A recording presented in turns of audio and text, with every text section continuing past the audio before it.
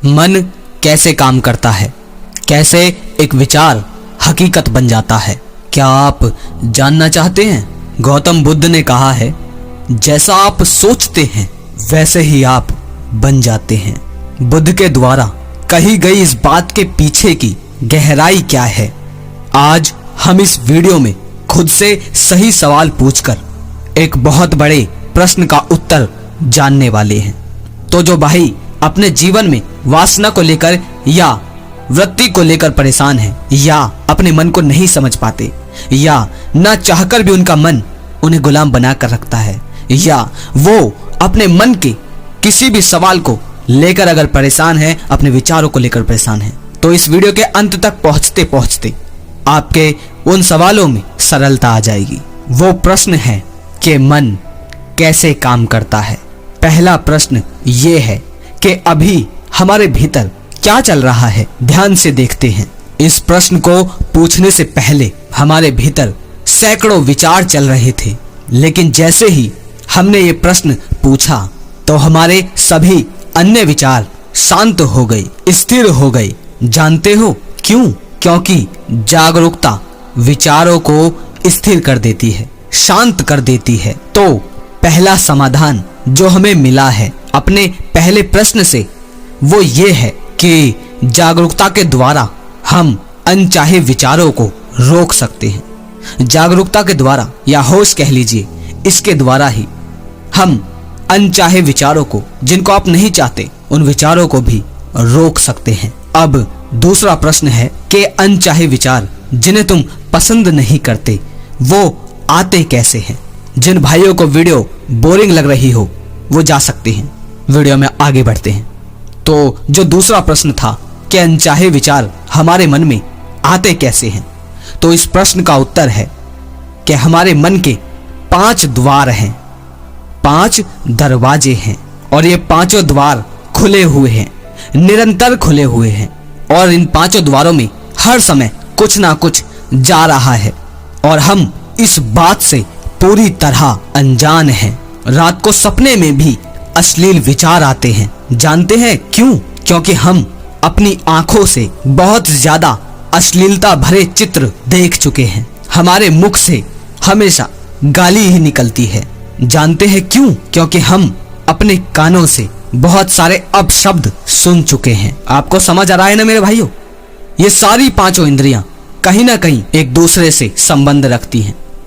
कान से और आंखों से जो सुनोगे वो मुंह से निकलेगा, आंखों से जो देखोगे वो मन में बनेगा, कानों से जो सुनोगे वो आंखों के सामने आएगा, और वही मन में चित्र बनाएगा। ये कहीं ना कहीं एक दूसरे से जुड़े हुए हैं। तो दूसरे प्रश्न का उत्तर है कि अनचाहे विचार भी हमने चाह कर ही भरे हैं, क्योंकि हमें उनमें मजा आता है। अब तीसरा प्रश्न है कि मन बहुत ज्यादा अश्लीलता के कारण अशुद्ध हो गया है। रात को सोते समय भी अगर हम बड़बड़ाने लगे तो मुंह से अश्लील शब्द ही निकलते हैं। इस समस्या का समाधान कैसे करें? इस प्रश्न का उत्तर है, सबसे पहले अपने भीतर से दोषी भाव हटाओ कि मैं बहुत पापी हूँ, मैं बहुत बुरा हूँ, मेरे भीतर हर समय अश्लीलता ही चलती रहती है। इस दोषी भाव को अपने भीतर से हटा दो।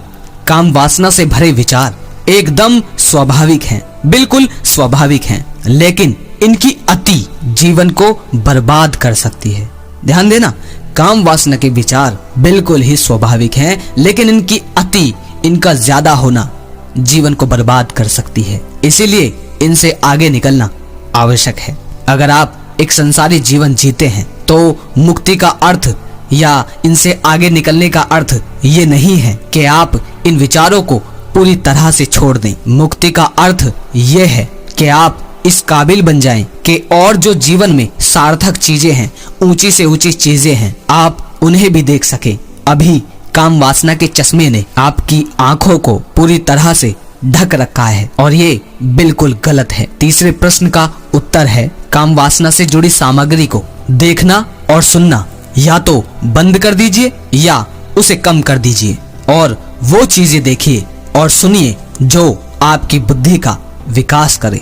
काम वासना के 3 कार्य हैं। पहला कार्य है सृजन करना, यानी जनसंख्या को बढ़ाना। दूसरा कार्य है आपको क्षणिक सुख देना। और तीसरा कार्य ये है कि आपको शारीरिक और मानसिक रूप से कमजोर करना। चौथा प्रश्न, मेरा मन काम वासना की ही तरफ क्यों जाता है जबकि मैं ये जानता हूँ कि वह मुझे कमजोरी देगी। मन का बिल्कुल ही सीधा सा नियम है, मन हमेशा वहीं जाता है जहाँ उसे आनंद और मजा नजर आता है, और इसमें कुछ भी बुरा भी नहीं है। पर यही मन जो आनंद का लालच देता है, यही बाद में पछतावे की आग भी देता है। मन को समझो, मन वहां तो अपने आप चला जाता है जहां इसे मजा नजर आता है, और वहां पर अभ्यास से जाता है, प्रैक्टिस से जाता है, जहां आपको लगता है कि इस मन को जाना चाहिए वहां। इसे बिल्कुल ऐसे समझो, किसी ऊंचे कार्य का अलग आनंद है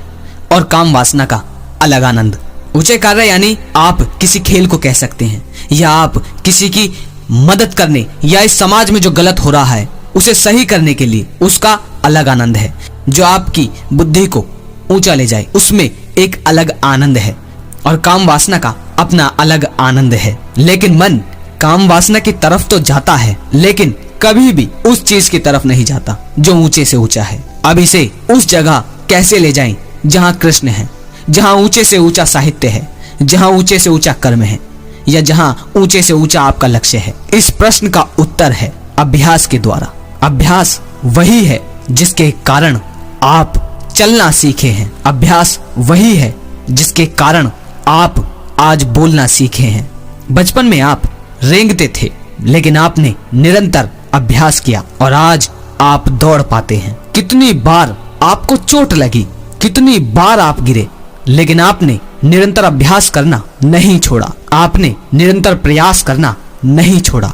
ठीक इसी तरह चाहे आप जो भी करना चाहते हैं, आपको उस दिशा में निरंतर अभ्यास करना होगा, लगातार अभ्यास करना होगा। लगातार अभ्यास का अर्थ है लगातार उसी कार्य से जुड़े विचार तुम्हारे भीतर चलते रहें और उसी कार्य से जुड़ा हुआ कर्म करें जिसको आप करना चाहते हो। जब आप एक विचार को लगातार अपने भीतर दोहराते रहते हो तो वह विचार वास्तविकता बनना शुरू हो जाता है। लेकिन आप उसी विचार को अपने भीतर लगातार दोहरा सकते हैं जो वास्तव में आपके लिए आवश्यक है। इसीलिए लगातार अपने भीतर उस विचार को दोहराते रहिए जिसे आप वास्तव में बनना चाहते हैं। तो इस बात को लेकर बिल्कुल दुखी ना हो कि आपका मन आपकी नहीं सुनता।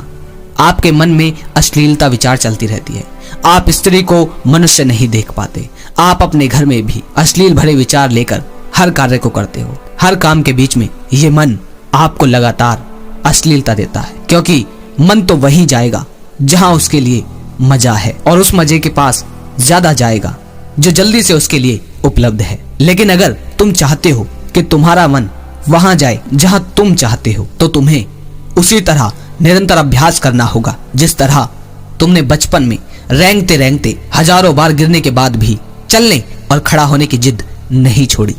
ठीक ऐसे ही आज तुमने निरंतर सोशल मीडिया का लगातार अभ्यास कर करके और इस समाज ने लगातार टीवी में, फोन में, हर प्रोडक्ट के एडवर्टाइजमेंट में, हर चीज में निरंतर लगातार वासना को दे देकर जो स्वाभाविक थी उसे अस्वाभाविक बना दिया, और उस निरंतर अभ्यास की वजह से समाज की जीत हुई, और वो निरंतर अब आपके अंदर चल रही है, और वो सस्ता मजा है, इसीलिए मन वहां जाएगा ही, ये स्वाभाविक है। लेकिन वासना के विचार बिल्कुल स्वाभाविक हैं, और वो अस्वाभाविक तब हैं जब उनकी अति हो जाए। तो आप समझ गए होंगे कि अब आपको क्या करना है, आपको निरंतर किस चीज में अपना कदम बढ़ाना है। जिस तरह बचपन में आपने एक भी दिन नहीं छोड़ा खुद को खड़ा करने के लिए, आप गिरते रहे, टूटते रहे, फूटते रहे, लेकिन फिर भी आप लगातार चलना सीखे, रुके नहीं। ठीक ऐसे ही जहां आप जाना चाहते हैं वहां आपको निरंतर चलना होगा, और सिर्फ बाहरी रूप से अपने लक्ष्य के पीछे नहीं दौड़ना, साथ के साथ उस लक्ष्य से जुड़े विचार निरंतर तुम्हारे मन में दोहराते रहने चाहिए जिसे आप वास्तव में बनना चाहते हैं। लगातार उससे संबंधित कर्म करते रहिए जो आप बनना चाहते हैं। इस वीडियो से अगर आपके सवाल सुलझे हैं तो कमेंट में बताएं कि पवन भाई मैं समझ गया, मुझे निरंतर कहां अपने आप को लगाए रखना है। अगर लगे शेयर करने लायक तो शेयर जरूर कीजिए, और जो भाई शेयर करते हैं वो भी कमेंट में बताएं। अगली वीडियो में फिर मिलते हैं मेरे भाइयों। जय श्री कृष्णा।